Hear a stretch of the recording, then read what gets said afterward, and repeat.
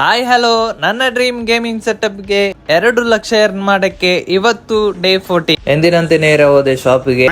ಇವತ್ತು ಕಸ್ಟಮರ್ ಇರ್ಲಿಲ್ಲ, cafe full ಖಾಲಿ. ಮಜಾ ನಹೀ ಆ ರಹಾ. ನಂತರ ಹೋದೆ ಕಿಚನ್ಗೆ. ಆಪಲ್ ಬನಾನಾ ಕಟ್ ಮಾಡೋದಿತ್ತು, ಬೇಗ ಕಟ್ ಮಾಡಿದೆ. ನಂತರ ಹೋದೆ ಆರ್ಡರ್ ಡೆಲಿವರಿ ಮಾಡಕ್ಕೆ. ಅಲ್ಲಿ ಸೆಕ್ಯೂರಿಟಿ ಅವರ ಹತ್ರ ಸ್ವಲ್ಪ ರಪಡ ಆಯ್ತು.